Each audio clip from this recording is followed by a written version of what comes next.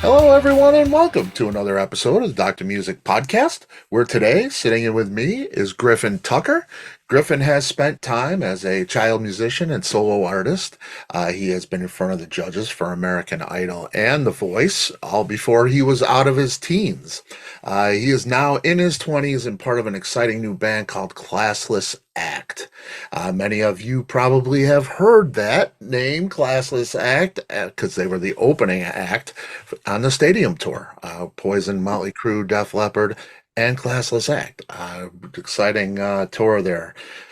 Their debut album, Welcome to the Show, now available. They're about to go out on a 20 date tour with Adelitas Way and lots more coming up. Griffin, it's great to connect with you, man. Thank you so much for having me. I'm really excited to talk to you. It's very cool, very cool. Um, Last time we talked was April 21. We were, you had Real Rock Revolution going. It's a single called Gypsy Woman. Right after we talked, you transitioned to Classless Act. That's kind of right when it took off. Tell me about that transition and how Classless Act all came about. It really happened, at least in retrospect, it all seemed to happen so quickly. Um, but it all started because the band's manager reached out to me on social media because he found one of my videos on TikTok. It was a perfect pitch challenge, as I called it. Two of my friends were sitting at the piano and they were just playing notes, and I would say what notes they were. Um, and he saw that and he was like, I wasn't even playing an instrument, but he was like, I like your energy. And he kept, he kept looking and he saw that I played different instruments. And so he asked me to come fly out to LA to try, to try out for the band. And I was from what I was told, now I don't know if how much is, blown up or exaggerated, but as far as I know, I was the only person who learned more than four songs for the audition in like a week. So they were very happy about that, and they said, "Well, why don't you be in the band?"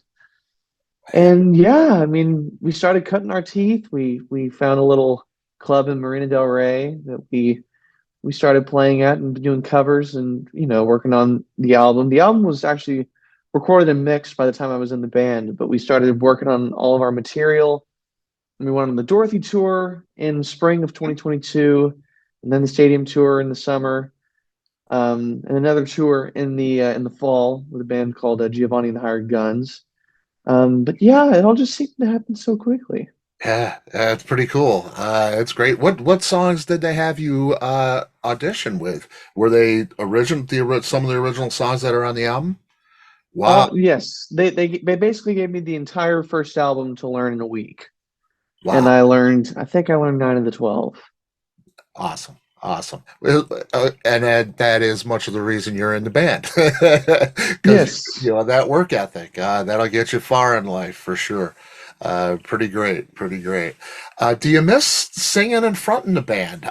You had Griffin Tucker and the Real Rock Revolution. You were a solo artist before that. You've always kind of had your band, and you were the centerpiece and the singer and the guitar player a lot of times. Um, is it different for you, a different dynamic to step to the side, just play guitar, maybe sing some backups, a different role in this band? How is that? Is that an adjustment for you? It's definitely an adjustment. I've always loved kind of being like in control, I guess. I mean, just being able to like know the vision and being able to deliver it and being able to communicate it to my other bandmates. But with this band, it's very much an equal parts, equal members band. And Derek is just an incredible singer and front man. No. So I have, it's easy to let him, kind of have the reins with the audience. But from time to time, I do tend to miss, getting to sing, getting to like be the center, I guess. Uh, Um, but man, I love both for different reasons. Yeah, yeah, and great things have happened with this band. With especially the stadium tour, huge audiences, a chance to get out there and show what you got and get that music out there. Pretty great stuff. What's your biggest takeaway over these past 3 years that we haven't spoke? You you go from this band that you put together, it's yours, and now you're in Classless Act, you're hitting these huge stages. Um, you've had to, I mean, you were doing this for a long time before Classless Act, so you kind of knew the business. But there's got to be, you had to have a learning curve within that small period of time when that was happening so fast. What's your biggest takeaway from like the past 3 years and since being in Classless Act? Well, I mean, the thing with touring, I mean, so far we've been opening for other bands, and one of my biggest takeaways from that, doing that night after night in different cities, cities that you might not come back to for at least a few months, it's really to make the best use of your time as possible, because with the stadium tour, we had a solid 18 minutes, and that was pretty much all we got. We got maybe four songs, maybe a fifth if we felt like we had enough time on a particular day.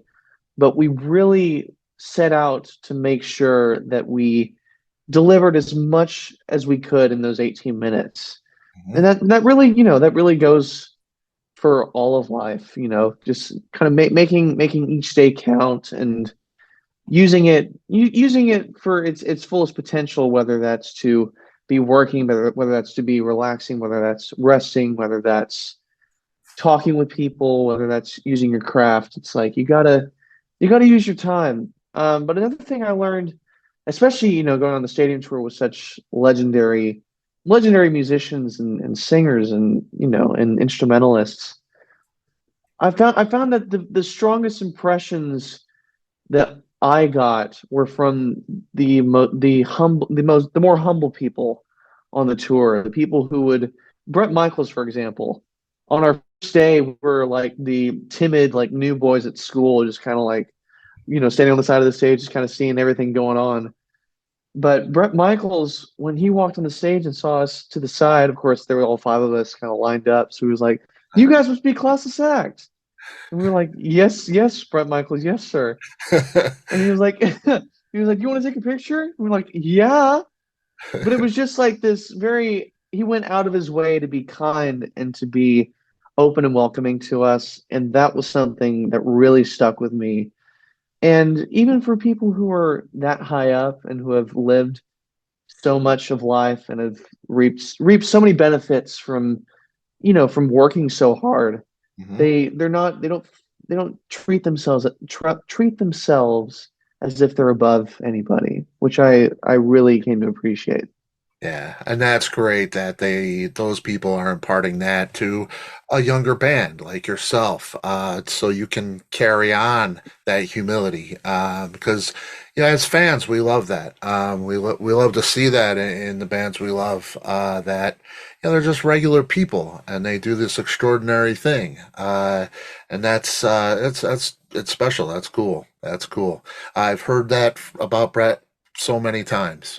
He's a real gem for sure, for sure. A lot of star power behind this band and involved with this band. Now I've heard that it was formed by Slash's son, London Hudson, in the beginning.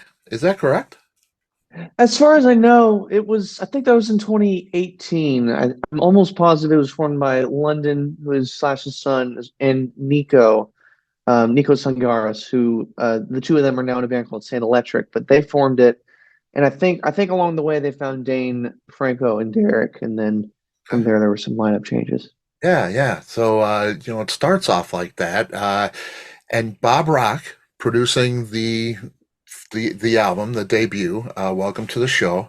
Have you worked with Bob? I know you said that the album was mixed and everything when you got there. Did you have any interaction with Bob Rock? Not during the recording of the album, but while we were on tour, I did get to go visit his studio in Canada, and he was very nice, and he of course showed, his whole studio is just incredible, and he had a lot of great insights, and I've heard great insights from Derek and Franco specifically. But he was a great guy when I met him. Great, great. Yeah, I know you mentioned a small desire to do some audio engineering possibly in your life. It's very interesting for you and something you're interested in. So Bob Rock's one of the elite for sure. And we see him with Metallica, and he's very well, he played bass on the Saint Anger album, but kind of that intrusive producer where he will ask you to change something if he doesn't like it. Right. So I'm curious as to when this music went to him and they started recording. How much did it change? Do you have any idea? How much he had imparted into this music? I do know it was changed. It was changed a good amount because I mean any producer that's worked with different artists over the years has gotten different tastes and has seen what works and what doesn't, what can be trimmed out, what can be added in. Um, but like specific examples, I don't really have many, but I know that I know that he was very particular about like what was going to like what makes a chorus stronger, what could be cut out like of a verse, kind of get to that chorus a little quicker. But things like that, he was very very good at helping the band with. Yeah, and that's huge for a young band to have a super producer like that who's seen so many things can really get you on a great path. And this record just sounds so great. It's just really a sharp sounding record. Produced and recorded in Tommy Lee's home studio. Um, do you know how it ended up there? Did Tommy have any input? Tommy didn't have any input, but our manager Rick also manages Tommy Lee, and so they're very they're very familiar with each other. And Rick reached out to Tommy saying that this band Classless Act would love to come and record at his studio. And I've heard that from time to time he would come down and kind of pop his head and see what's going on and maybe air drum a little bit, just kind of jam into the songs. Um, but I mean, he's just such a nice person and such a fun guy to be around. And I know that it was pretty crazy to get to record there. Yeah, yeah, and you got Vince Neil on the record. You got Justin Hawkins of the Darkness, Keith Nelson from Buck Cherry. DMC does the video for Storm Before the Calm. There's a lot of star power behind this. There's got to be unique things about working with guys like that. Things that you learn along the way. Different guys have different unique ways of doing things. Is there anything that's stuck with you, being around these guys? Well, working with someone like, let's say, like Keith Nelson. Keith Nelson produced some of the tracks, and actually some tracks we're working on now. But he's one of those producers. It's just like it's got to be perfect, not in a clinical, in a like stiff way, but perfect in like it has to feel just right. Right. And he is what the band likes to call a ball buster because he's very much just like if you keep getting it wrong, he's gonna keep, hounding you until it's right. Which I mean, it just makes for a better song, and that kind of drive, that kind of passion is something that's really valuable, today when people can be flaky, especially, living out here in Los Angeles. Some people can tend to be a little bit, kind of off and on, and but working with people like that, it's like that's real grit, and that's something that we need. But again, going back to the humility and I guess the kindness that people like Brett Michaels showed. I mean, DMC, when we got to work with him, I got to work with him like firsthand on the music video, and he was just like, anything we're doing, like let's try out different ideas. Let's make sure that this video has a clear plot and that we seem believable as these characters almost. But man, just that kind of openness and kind of like that youth that's still you'd still maintain, many years down the line. Yeah. He was an incredible person to work with too. Yeah. And that's great, man. It's so great to hear that you've got these great people around you. You're so deserving of it for sure. Um, that stadium tour, exciting. You got 20 shows scheduled with Adelitas Way. Now, Adelitas Way, I've seen many times. I remember the first time I saw them. Didn't really know their music, wasn't a huge fan of the recorded music. I came in and that was the tightest band I'd ever seen in my life. And I've seen a lot of bands over time. They are strong, very, very strong live band. So, so tight. It's going to be great to see you guys out with Adelita's Way. Have you communicated with them yet before the tour? We have made sure that we're going to be we're doing the same, getting the routing, kind of getting the same dates going. But just like you, I mean, I haven't really heard a whole lot of their music, but I'm very excited, especially hearing what you have to say. Very excited to hear what their music sounds like, how they are as a band, all that stuff. Yeah, yeah, you'll be excited when you hear them. It's they're and I love seeing any band, no matter what you're playing, that is a well-oiled machine, and that is what they are. Whether you like the music style or not, they play it perfectly. So it's cool to see. It's gonna be a great tour. Do you see yourself doing, you mentioned doing piano organ last time we talked. Some of that music. Do you see yourself stepping outside of the classless act box, doing another solo album outside of that format?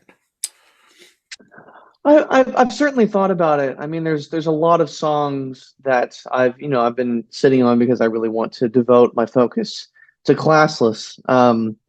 But I mean, at some point, I mean, I think we all would love to have like different creative outlets. Like for example, Franco produces for other bands, and he helps them with that. And just like producers kind of gives a little input, which is just another way to express yourself creatively. And of Mhm. course, Derek was also a solo artist for many, many years. And I know that he's sort of thinking about kind of stepping outside, but class system's really the main focus right now. But that doesn't mean that there can't be something later on down the line. Yeah, yeah, exciting, exciting. The debut album released in June of 22. Can we expect a follow-up sometime this year, maybe? I remember you said you were writing new material for another record. Can you give us any news about that? I mean, we are constantly, I mean, like the band is meeting 3 times a week to be working on new material, Awesome. and we've been playing a lot of new material live. It's really just about getting into the studio and like making sure that it's produced well and recorded well. As far as a release date, I really can't say for certain. We just released our new single "Toxic," Mhm. which we're very happy to be able to give a new cover at least to the world. But as far as a new release, we're not certain. But we've written quite a lot of new material, and we're very anxious to get in the studio. Cool. Do you think you'll be back with Bob again? Bob Rock. With Bob Rock, I'm not sure. We've been talking a lot about different producers, and I mean with Bob, I mean he's not in California. We're not really sure if we're going to be going out of state to record, or if we're going to stay in California to record. So that's definitely something to think about. But I mean, we would love to work with Bob again, but we're still figuring that out right now. Yeah, awesome. That's great, man. Griffin, you ready to hit the road, record more music in the future. Everything is happening, man. It's great to see it, buddy. It's fantastic. You so well deserved on your part, working hard to do this. You coming my way to Joliet, Illinois on this Adelitas Way tour. I will see you there, my friend. I wouldn't miss it. I'm very excited. I'm very excited. I'm going to see you there. Yeah, very cool. Griffin, I appreciate your time, man, so much. Let's do it again when the new record comes out, whenever that may be. Absolutely, let's do it. Thank you All so right. much. All right. You got it. Thanks, Griff. See ya. Thank you. Bye.